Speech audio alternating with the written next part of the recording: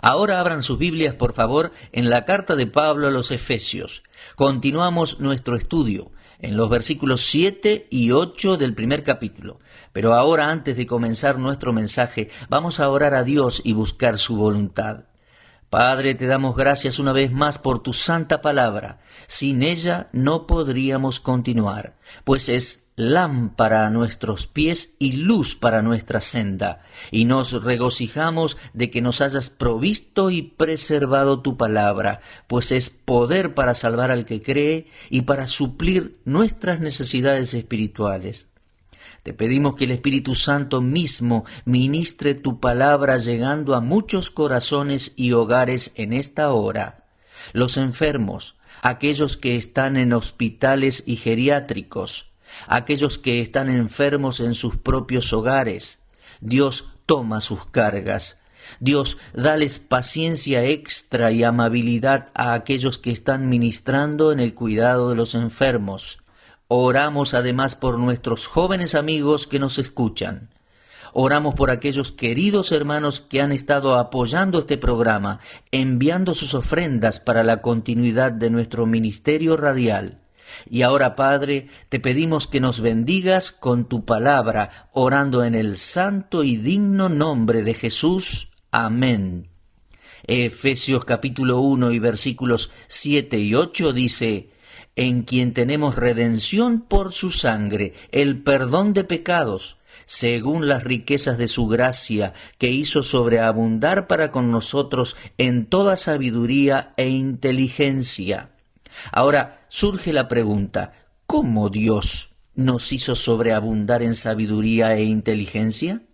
La respuesta nos llega en los próximos versículos, en los versículos 9 y 10, donde leemos: dándonos a conocer el misterio de su voluntad, según su beneplácito, el cual se había propuesto en sí mismo de reunir todas las cosas en Cristo en la dispensación del cumplimiento de los tiempos, así las que están en los cielos como las que están en la tierra.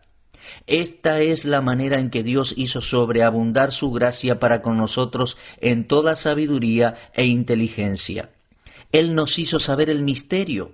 Aquí tenemos la palabra clave, en versículo 9, dándonos a conocer el misterio. Ahora bien, ¿qué es un misterio?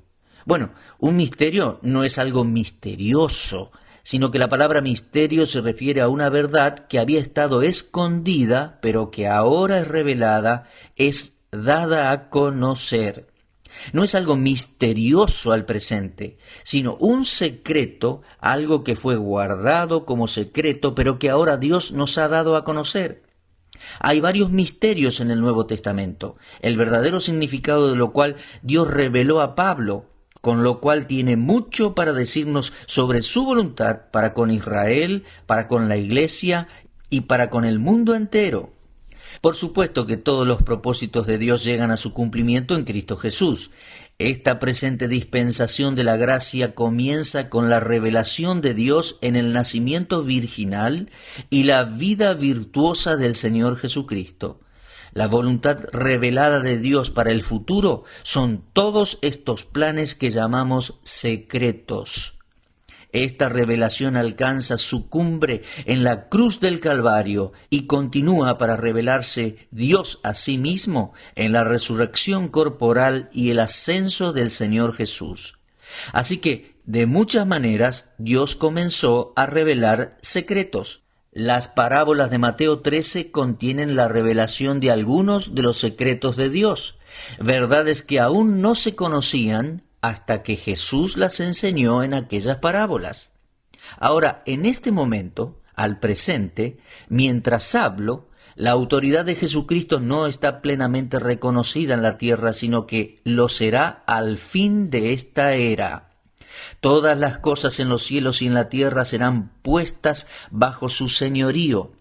Todas ellas serán subordinadas a Cristo. En la epístola a los Colosenses, Cristo es presentado como cabeza del cuerpo que es la Iglesia.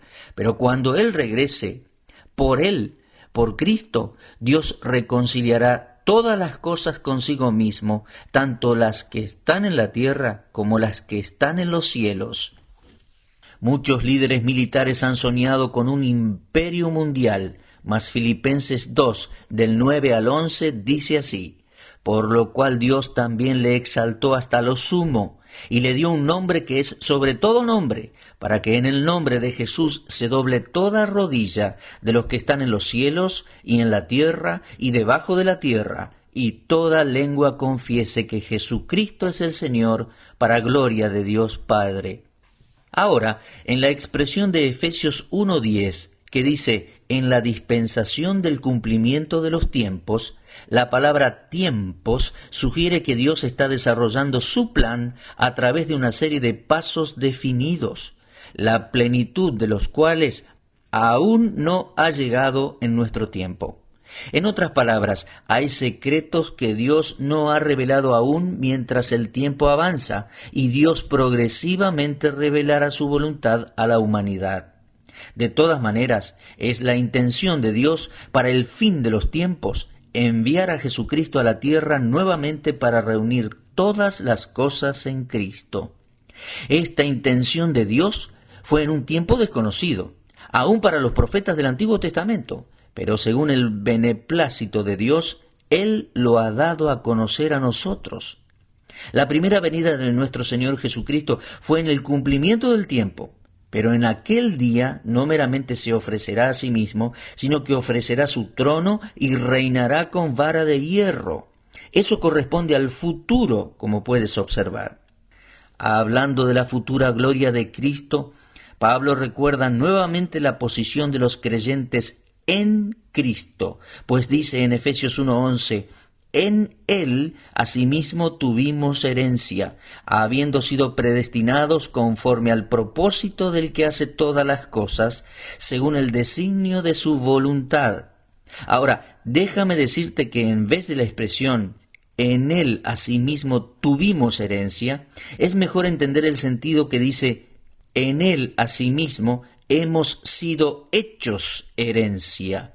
Pablo agrega el concepto de que los que estamos en Cristo, los creyentes, eso es, los hijos de Dios, somos la porción escogida de Dios, o sea, posesión privada de Dios.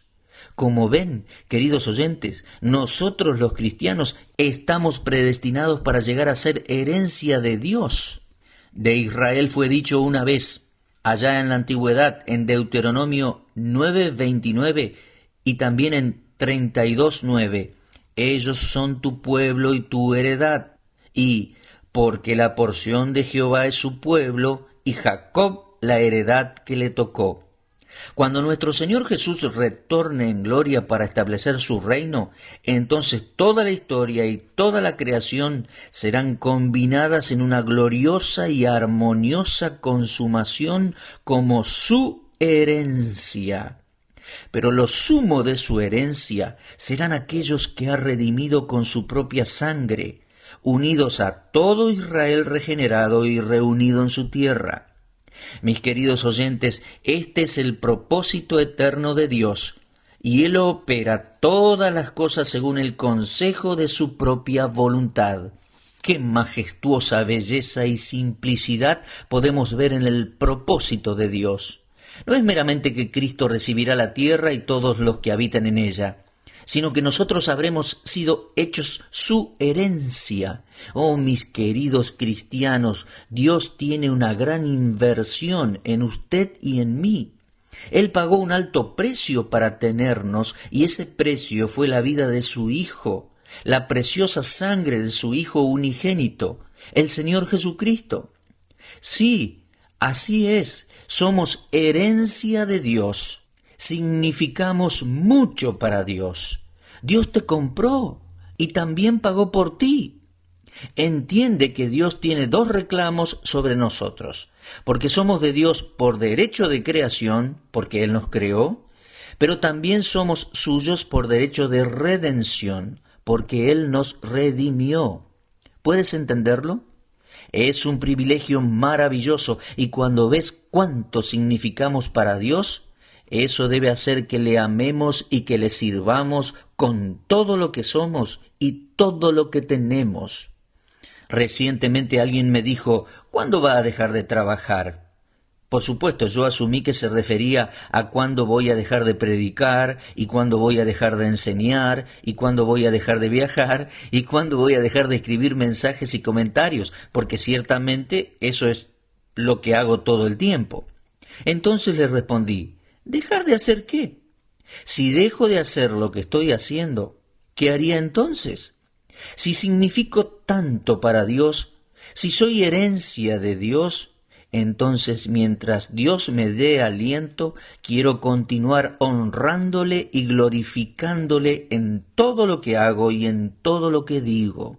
Esa es la meta para el resto de mi vida.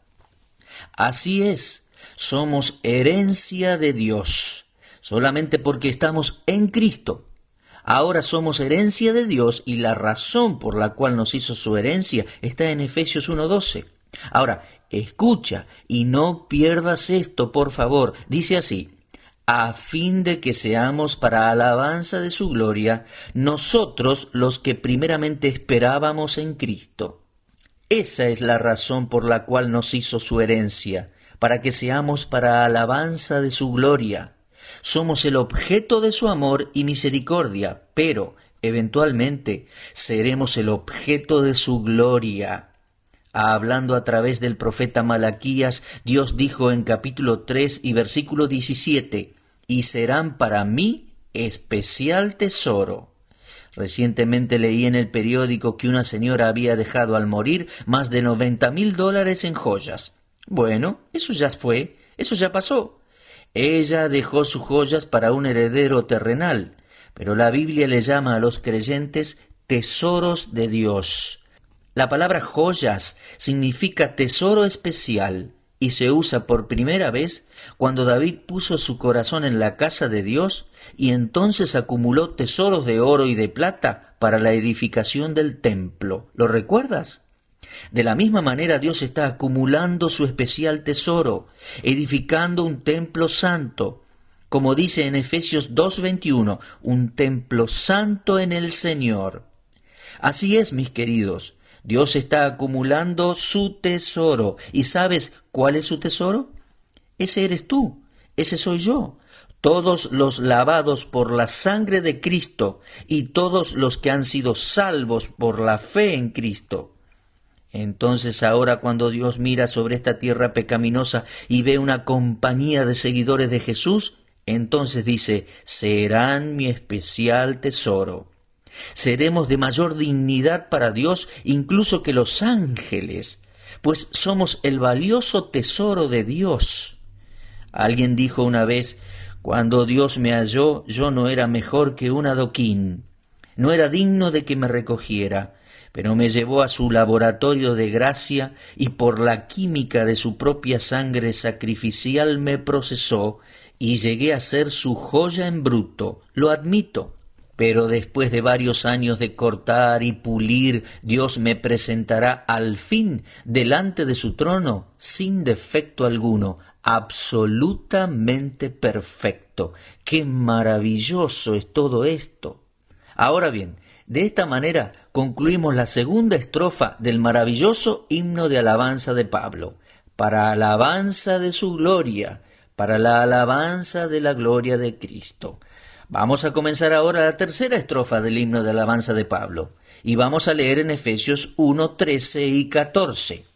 En él también vosotros, habiendo oído la palabra de verdad, el evangelio de vuestra salvación, y habiendo creído en él, fuisteis sellados con el Espíritu Santo de la promesa, que es las arras de nuestra herencia, hasta la redención de la posesión adquirida, para alabanza de su gloria. Ahora bien, vamos a repasar por un momento. En la primera estrofa de este hermoso himno de alabanza, versículos 3 al 6, vimos el plan del Padre, según el cual fuimos escogidos, predestinados y adoptados para que seamos para la alabanza de su gloria. En la segunda estrofa, versículos 7 al 12, vimos la provisión del Hijo, en quien fuimos redimidos y perdonados a fin de ser para la alabanza de su gloria, eso es, para la gloria del Hijo. Ahora vamos a mirar en la tercera y última estrofa de este himno de alabanza, en versículos 13 y 14, donde vemos la garantía del Espíritu, y eso para la alabanza de la gloria del Espíritu de Dios. De modo que tenemos el plan del Padre, la provisión del Hijo y la garantía del Espíritu. El Padre terminó su plan, el Hijo terminó la obra que el Padre le dio para hacer, y ahora el Espíritu Santo está en el mundo cumpliendo sus propósitos. El versículo 13 contiene 3 prominentes palabras. Atención, cada una esencial para la otra. Las palabras son oído, creído y sellados. Podemos observar aquí la obra del Espíritu Santo según el plan de Dios. Las 3 personas de la deidad tienen una parte prominente y vital en nuestra redención. Pero, ¿cuál es la obra del Espíritu? Todos los hombres sin Cristo están espiritualmente muertos en sus delitos y pecados, y por lo tanto necesitan vida. Y como el Espíritu Santo es el Espíritu de vida, según Romanos 8:2, Él es quien nos da vida y nos saca de la muerte espiritual. Ahora bien, ¿cómo hace el Espíritu Santo esta obra de darnos vida? Bueno, el instrumento que usa es la palabra de Dios, que en Efesios es llamada la palabra de verdad, como leímos en el versículo 13. Y también podemos leer lo mismo en Santiago 1:18, que dice, Él, de su voluntad, nos hizo renacer por la palabra de verdad. Por supuesto que la palabra de verdad es la Biblia, la palabra de Dios, como asimismo también lo expresó el Señor Jesús en su oración en Juan 17:17. Padre, santifícalos en tu verdad, tu palabra es verdad. Así que aquí tenemos la palabra de verdad, es la Escritura, es el Evangelio de nuestra salvación. Recordemos por otro lado que Romanos 10:17 nos dice que la fe viene por el oír y por oír la palabra de Dios. Así que es la palabra de verdad, la palabra de Dios, que convence al pecador, quien está espiritualmente muerto, y le imparte la palabra de vida. Pablo dice, habiendo oído y habiendo creído, pero ¿oído qué? Habiendo oído la palabra de Dios. ¿Y habiendo creído qué? Habiendo creído la palabra de Dios. Queda claro que es a través de la palabra de Dios que la persona nace de nuevo, porque la palabra de Dios es viva y eficaz y más cortante que toda espada de 2 filos, y penetra hasta partir el alma y el espíritu, las coyunturas y los tuétanos, y discierne los pensamientos y las intenciones del corazón, según Hebreos 4:12. Es solamente cuando oímos el Evangelio que nacemos de nuevo por el poder de Dios, no de simiente corruptible, sino de incorruptible, por la palabra de Dios que vive y permanece para siempre, según 1 de Pedro 1:23. La palabra escrita de Dios es la viva, activa, cortante, penetrante y discernidora palabra del Espíritu, por la cual cada hombre es confrontado cara a cara con el plan de salvación de Dios. El deber de la espada del Espíritu, la obra de la espada del Espíritu, la cual es la palabra de Dios, es brindarnos vida. Pero todos los que la rechazan son cortados por la misma palabra. No podemos explicar adecuadamente nuestra salvación aparte del ministerio del Espíritu Santo a través de la palabra de Dios escrita. Es por eso que me he entregado a mí mismo y he dedicado mi vida al estudio y a la enseñanza de la palabra de Dios. Pues habiendo oído y creído la palabra, inmediatamente ella trabaja. Y Pablo dice en versículo 13, habiendo oído la palabra de verdad, el evangelio de nuestra salvación, y habiendo creído en él, fuisteis sellados con el Espíritu Santo de la promesa. Cuando oímos el evangelio, nuestra responsabilidad es creerlo. A Dios le corresponde sellarnos. No estamos sellados por el Espíritu Santo, sino más bien con el Espíritu Santo. Y mejor es aún decir que el Espíritu mismo es el sello. Es Dios quien nos ha sellado y nos ha dado las arras del Espíritu en nuestros corazones, como podemos leer en 2 Corintios 1, 21 y 22. Pero bueno, veo que nuestro tiempo ha corrido rápidamente y que ya termina. Deseo compartir más con ustedes en nuestro próximo programa y continuar la enseñanza de la palabra de Dios. Y hasta entonces, mantengámonos mirando hacia arriba.